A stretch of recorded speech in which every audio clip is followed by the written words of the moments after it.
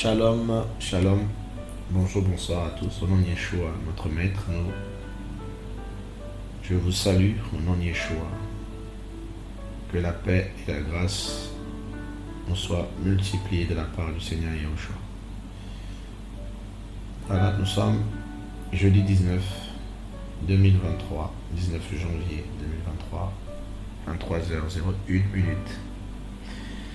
Que la paix et la grâce nous soient multipliées. Alors, je souhaite partager avec l'Assemblée, les enfants du Seigneur, le nom de Yeshua, le Mashiach, le Christ, le Messie, que beaucoup appellent Jésus. J'aimerais partager sur un sujet assez capital, à mon sens, et j'aimerais partager sur la loyauté, être loyal dans le Seigneur. Et il y a beaucoup de principes dans le royaume céleste, des principes de justice, des principes d'amour, des principes de reconnaissance. Il y a tellement de principes dans le royaume du Seigneur et j'aimerais parler d'un des principes. Je pense que les temps venant, j'aimerais bien partager sur les principes du royaume. Ça fait longtemps que je tiens vraiment à partager cela, mais ça ne se fait pas. Lorsque le Seigneur permettra, en tout cas, je partagerai là-dessus. Dans le royaume du Seigneur, dans la vie chrétienne, il y a des secrets. Il y a des choses que le Seigneur aime. Et la loyauté en fait partie. Vous savez, la loyauté est liée à l'honneur. L'honneur, la loyauté. Dans l'honneur, dans la loyauté, il y a aussi la fidélité. Être fidèle au Seigneur. Mais nous allons aussi essayer de voir, grâce au Seigneur, tous ces aspects. Alors, avant que je commence, je vais juste prier afin que le Maître puisse ouvrir notre intelligence et nous aider. Père Saint, merci pour ton grand amour pour nous. Merci pour ta miséricorde. Merci pour ton soutien. Merci pour l'Esprit qui nous permet, qui nous aide à être, Seigneur, des voies, à être des canaux par lesquels tu passes pour parler aux humains. Nous qui sommes tes enfants, ton peuple, tes serviteurs. Béni sois-tu pour ta magnificence, ta sainteté, ton amour, ta mansuétude, ta grâce qui nous aide tous les jours. Si tu n'étais pas là, nous serions certainement tombés en rade. Ta main nous soutient. Ton amour nous restaure, nous rassure et ta grâce, ta miséricorde nous pardonne et nous aide à marcher en ce temps de la fin. Gloire à ton nom. Amen. Voilà. Paulos, l'apôtre du Seigneur, va parler à son fils dans la foi, Timothée, et il va lui dire quelque chose qui concerne les derniers temps, et c'est un des aspects de mon partage. Alors nous sommes dans 2 Timothée, le chapitre 3, 2 Timothée, le chapitre 3. Donc 2 Timothée, le chapitre 3, donc j'ai la version de la Bible de Yeshua Mashiach. 2 Timothée, le chapitre 3, à partir du verset 1er. Mais sache aussi ceci, que dans les derniers jours surviendront des temps difficiles à supporter. Nous avons déjà là une information, 2 informations. Dans les derniers jours, il y aura des temps difficiles à supporter. Donc, nous savons, nous chrétiens, nous enfants du royaume, que nous sommes arrivés déjà dans les derniers jours. Nous y sommes. Et donc, dans ces temps dans lesquels nous sommes, nous vivrons des temps difficiles à supporter. Et effectivement, cette parole s'est accomplie, elle est là. Les temps difficiles sont là. Nous avons des guerres, des crises, des maladies, des pandémies, des cas par rapport à l'Église qui sont de plus en plus alarmants, l'apostasie, le péché qui grandit, l'abandon de la foi de plusieurs, les scandales et l'état des cœurs des chrétiens, de beaucoup de chrétiens qui sont dévoilés au grand jour, et les péchés de plusieurs. Donc le Seigneur avait bien raison à travers son apôtre Paulos Shaoul de Tarse. Je continue au verset 2. Car les gens seront donc dans les derniers temps, dans les derniers jours, les temps difficiles à supporter va impliquer les gens. Donc les gens vont contribuer également à rendre ces temps difficiles. Alors, l'apôtre dépeint ici, va montrer ici des caractères, des types de personnes, de gens qu'il y aura pendant ces temps difficiles, pendant ces temps des derniers jours. Voilà. L'Écriture dit ceci. Car les gens seront amoureux d'eux-mêmes. Voilà, les gens vont s'aimer, l'égocentrisme. Aimant l'argent, la cupidité, fanfarons, orgueilleux, blasphémateurs, rebelles à leurs parents, ingrats, donc l'ingratitude, nous voyons de plus en plus, sans religion, sans affection naturelle, sans loyauté, calomniateurs, sans autocontrôle, cruels, opposés à la bonté, aux hommes bons, traîtres, voilà, téméraires, enflés d'orgueil, amis des voluptés plutôt qu'amis d'Élohim, ayant l'apparence de la piété, mais ayant renié sa puissance. Éloigne-toi aussi de ces gens-là. Donc, lorsqu'on lit cette parole, on va se rendre compte que Paulos demande à Timothée, au verset 5, de s'éloigner de ce type de personnes. D'accord? Il faut s'en éloigner. Et Paulos ici dit aussi une chose, il dit, ils auront l'apparence de la piété. Or, la piété, il y a le mystère de la piété qui concerne d'abord Yehoshua Mashiach, donc le Seigneur qui est mort à la croix pour nous, et le mystère de la piété qui a été révélé. Donc ces gens auront cette apparence. En les voyant, ils auront l'apparence de chrétiens. Ils passeront pour être vivants, ils passeront pour être des bons chrétiens. Ils auront l'apparence, voilà. On va les voir parler, on va les voir physiquement, ils auront l'air d'être des chrétiens, mais les œuvres, leur cœur, leur manière d'être, ça sera des gens sans affection naturelle, donc pas d'amour, sans loyauté. Oh, j'aimerais alors dans ce passage retirer la loyauté et la traîtrise, parce que celui qui n'est pas loyal est un traître, simplement. Souvent dans la vie chrétienne, beaucoup de personnes vont occulter cette réalité de la justice, cette réalité de la fidélité, être loyal. On est loyal envers le Seigneur et on peut être aussi loyal aux hommes bons, au royaume. Être loyal au Seigneur, être loyal aussi aux enfants du Seigneur qui craignent le Seigneur et qui marchent dans la vérité.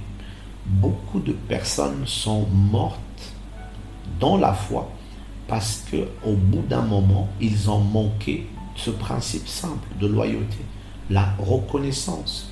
Quelqu'un qui est reconnaissant et loyal, il y a tout ce que le Seigneur a fait pour nous. Il est mort à la croix, il nous nourrit, il prend soin de nous. Donc, nous nous battons pour lui. Nous sommes loyaux au Seigneur parce qu'il nous aime. En tout cas, c'est comme ça que je vois aussi les choses.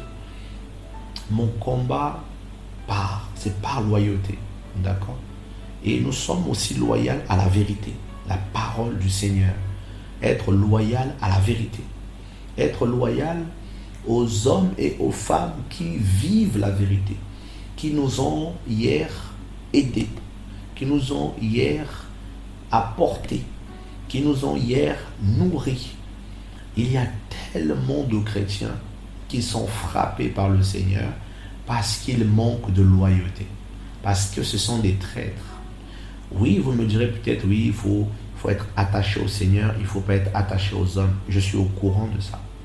Oui, il faut être tourné vers le Seigneur, il faut les hommes. Oui, je suis conscient de ça.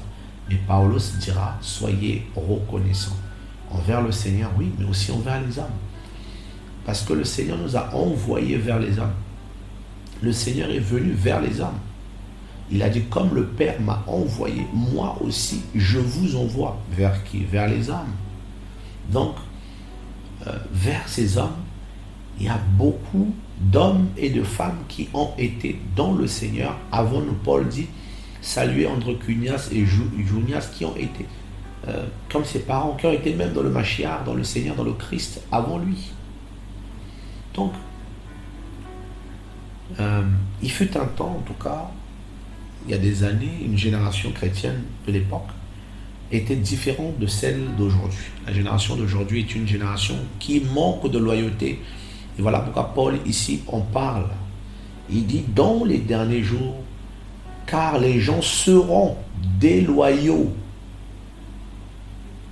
Il n'y aura plus de loyauté. On ne le verra plus dans nos assemblées.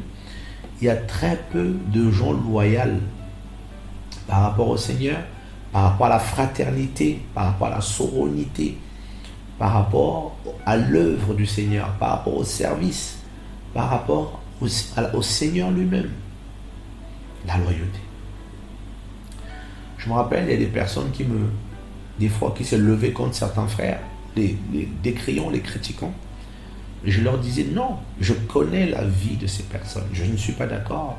Et les gens peuvent vous dire, ah, idolâtre, tout ça. Non, nous sommes aussi loyaux envers les frères et les sœurs qui craignent le Seigneur, dont nous connaissons la moralité. Et nous nous battons pour le Seigneur.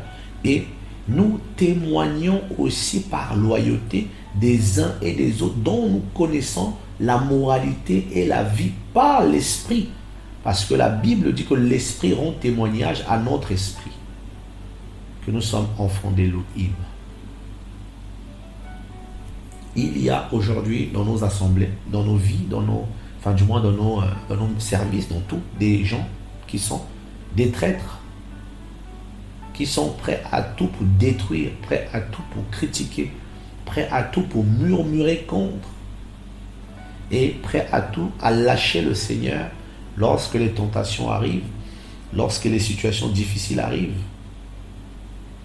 Frères et sœurs, oui, il faut, je sais que peut-être que, très peu de gens parlent de ça, mais nous sommes dans une génération qui manque de loyauté. Il y a beaucoup de traîtres. Il y a un passage dans le livre de Habakkuk, le chapitre 1er, le verset 13 qui dit du moins, tu as les yeux trop purs pour voir ce qui est mauvais, tu ne peux pas regarder le malheur, pourquoi regarderais-tu les traîtres? Pourquoi garderais-tu le silence quand un méchant dévore son prochain qui est plus juste que lui? La Bible considère les gens qui n'ont pas de loyauté comme étant des méchants. Comme étant des méchants. Comme étant des gens qui ont la piété d'apparence. Et il faut s'éloigner de ces gens-là. Des gens qui ont été enseignés, qui ont été nourris à travers un service, à travers une personne, à travers des frères. Bon, du jour au lendemain, sans raison apparente, paf, il va partir en retrait, on est libre de partir bien sûr, mais seulement il va se mettre à critiquer, il va se mettre à casser, il va se mettre à vilipender. Là, ça manque de loyauté. Quelqu'un qui t'a nourri, quelqu'un qui t'a béni, quoi qu'il arrive, tu dois garder la vérité, la loyauté. Il y a beaucoup de gens qui se disent chrétiens, qui ne sont pas loyaux avec la parole du Seigneur, qui ne sont pas loyaux avec la vérité. La vérité. La loyauté par rapport à la vérité. Donc, pourquoi le Seigneur va-t-il regarder les traîtres? Frères et sœurs, la traîtrise n'est pas seulement parce que les chrétiens ont souvent tendance à croire qu'on est traître seulement envers les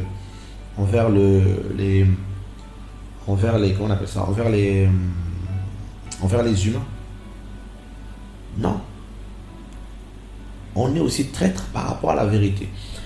Imaginez-vous, souvent je me rends compte de l'hypocrisie et de le manque de loyauté de plusieurs. Les gens sont enseignés, ils disent Amen à la parole du Seigneur. Un frère et une sœur va témoigner une vérité à une personne. La personne va dire Alléluia, Amen, je suis d'accord, c'est la parole. Et si l'autre juge qu'il n'est plus en bon terme avec l'autre, tout ce que l'autre l'a enseigné, il prend ça, il met ça de côté. Il pense que...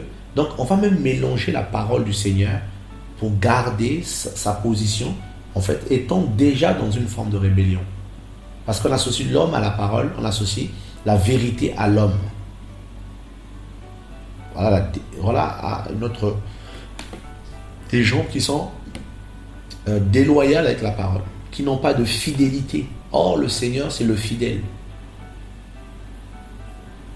Beaucoup de personnes veulent servir le Seigneur. Il y a beaucoup de gens qui veulent faire le ministère, des jeunes, des moins jeunes.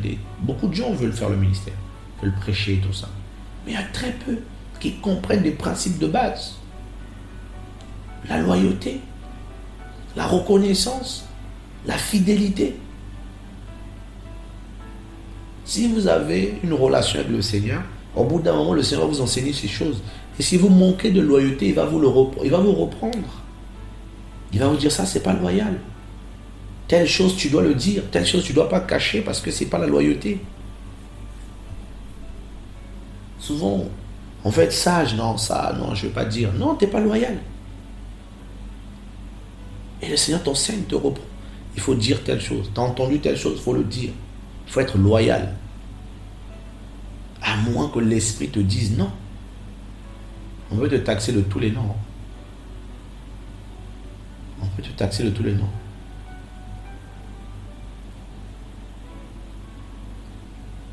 Les traîtres n'observent pas la parole, jamais. Les traîtres n'observent pas la parole. Au bout d'un moment, leurs intérêts passeront. Donc, frères et sœurs, dans la Bible, il y a l'histoire d'un homme. Je pense que le Seigneur va nous aider. Il y a l'histoire d'un homme, c'est dans 2 Samuel. Alors,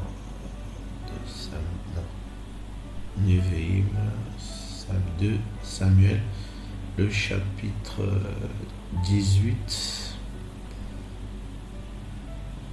2 Samuel.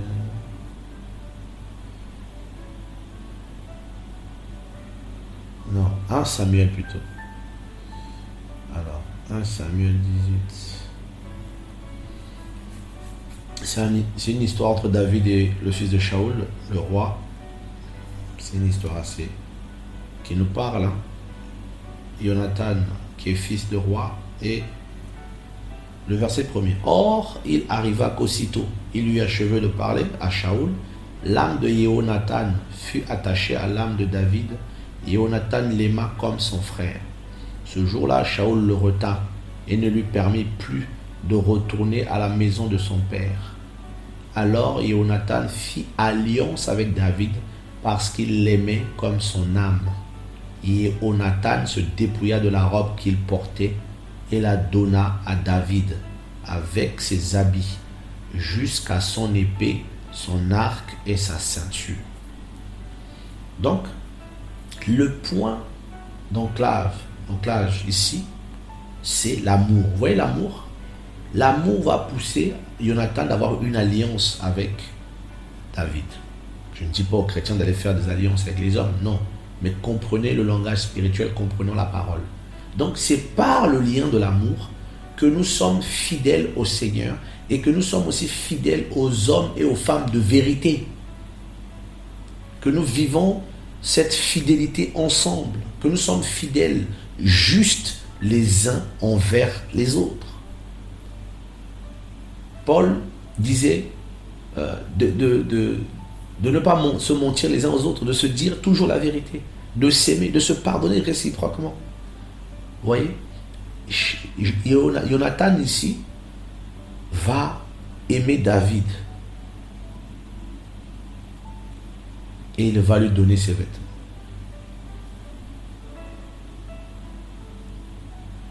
Et quand le père Shaoul va vouloir détruire David, vous voyez, Jonathan, on va lire ce passage,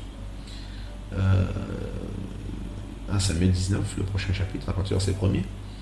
Shaoul parla à Jonathan, son fils, et à tous ses serviteurs, de faire mourir David.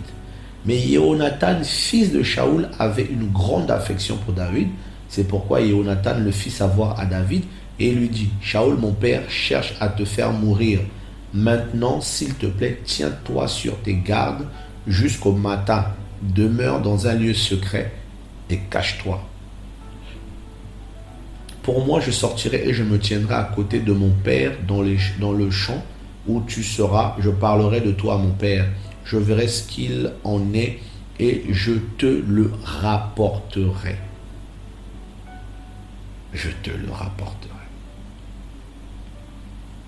Yonatan, verset 4, parla favorablement de David à Shaoul son père et lui dit que le roi ne pêche pas contre son serviteur David car il n'a pas péché contre toi. Au contraire, ses actions ont été très bonnes à ton égard car il a mis son âme dans sa paume, il a tué le Philistin et Yahweh a opéré une grande délivrance pour tout Israël. Tu l'as vu, tu t'en es réjoui. Pourquoi pécherais-tu contre le sang innocent en faisant mourir David sans cause? Il va intercéder. Voilà quelqu'un qui était loyal envers son ami, envers son frère.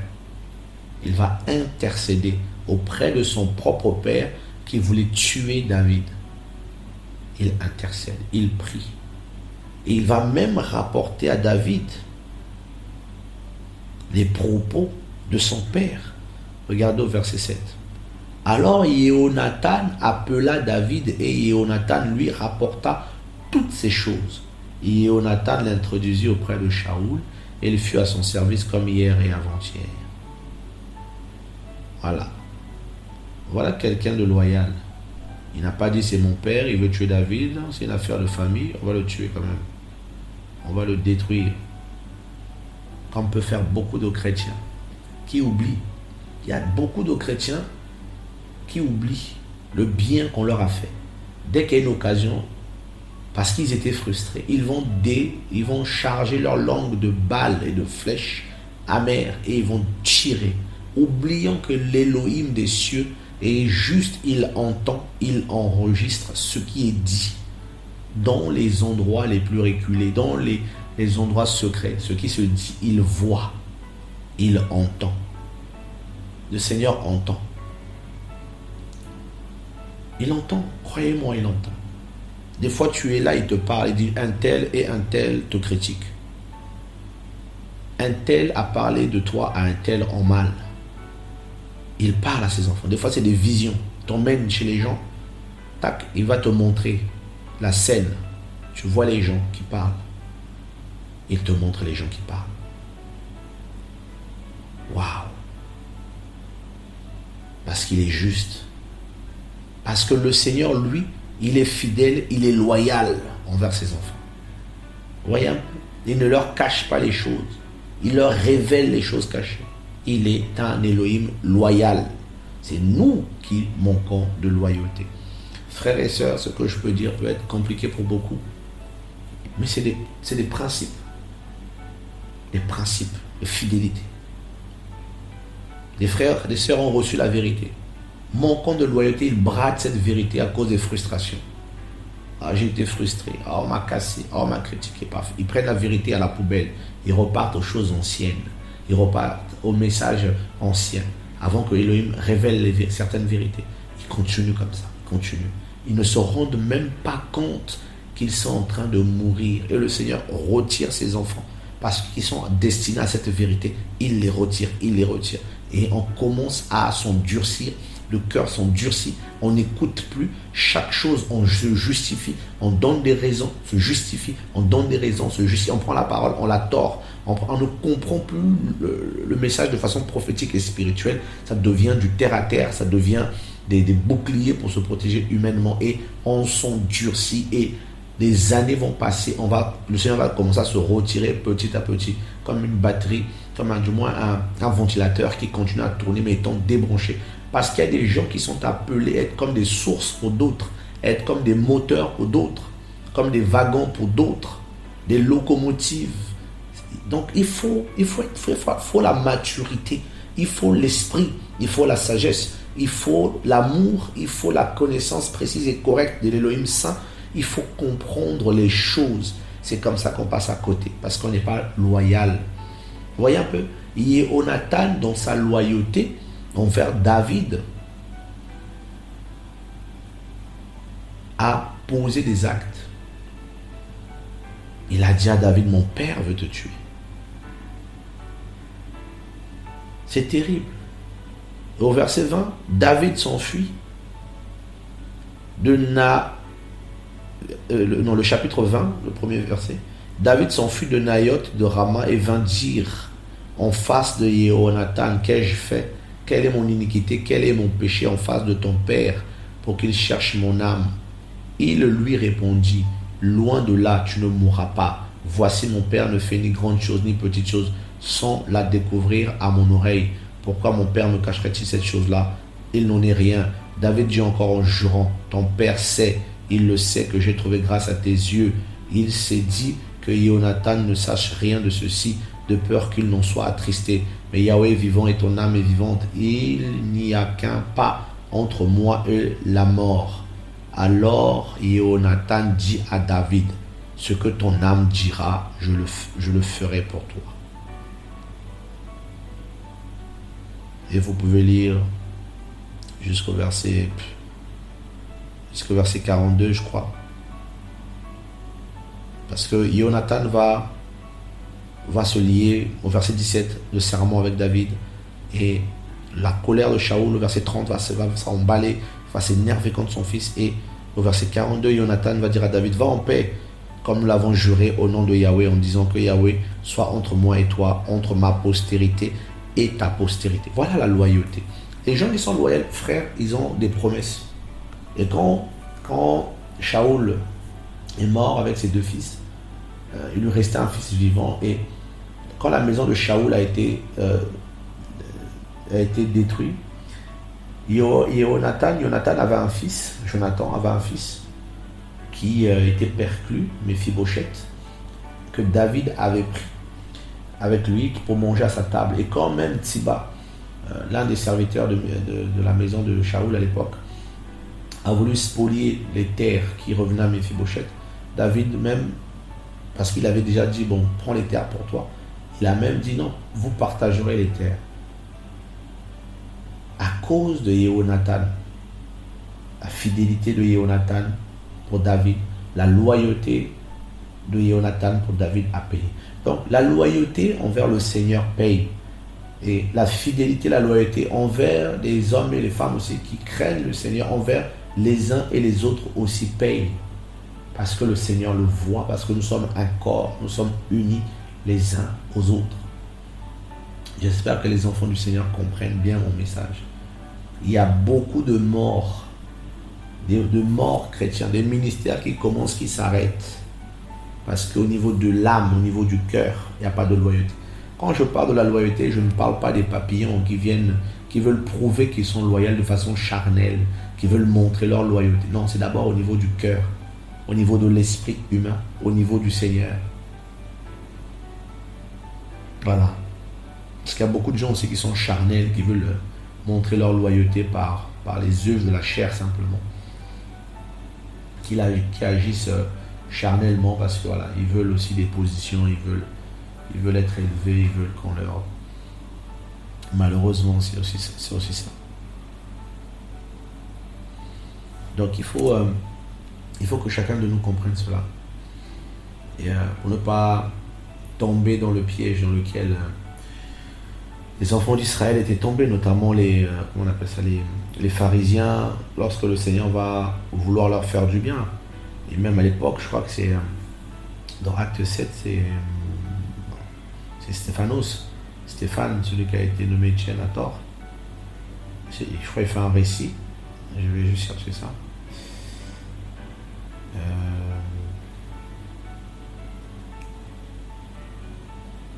Alors le verset, Stéphanos, Acte 7, à partir du verset 51, je vais lire. Voilà, tête dure et incirconcis de cœur et d'oreille, vous vous opposez toujours au Saint-Esprit. Vous êtes tels que vos pères. Lequel des prophètes vos pères n'ont-ils pas persécuté? Ils ont même tué ceux qui annonçaient d'avance la venue du juste. Ils les ont tués, ceux qui annonçaient d'avance. Donc vous êtes maintenant devenus les traîtres et les meurtriers. Voilà. Donc les pharisiens étaient devenus traîtres et meurtriers accomplissant, finissant par finesse les œuvres de leur Père. Parce qu'ils étaient là, ils étaient une race de traîtres à la vérité. Traîtres à la vérité. La race des traîtres. Des gens déloyaux au ce temps de la fin. Dans nos assemblées. Qui papillonnent, qui parlent ici, parlent là, parlent ici. Parlent là. Le psaume 119 disait, 158, je vois avec dégoût les traîtres. Voilà. Je suis rempli de tristesse car ils n'observent pas la parole, ta parole. C'est comme ça que sont les traîtres. Donc il faut que nous puissions, grâce au Seigneur, nous relever. Parce qu'il y a tellement dans nos assemblées des gens, des personnes qui sont dans la traîtrise. Nous sommes appelés à être des gens justes. Et la justice englobe beaucoup de choses. Voilà. Chrétiens, restant loyal à la parole, restant fidèles à la parole que nous avons reçue. Voilà. Restons fidèles. Ne suivons pas des personnes pour les suivre et ne soyons pas loyaux envers des impies, des méchants.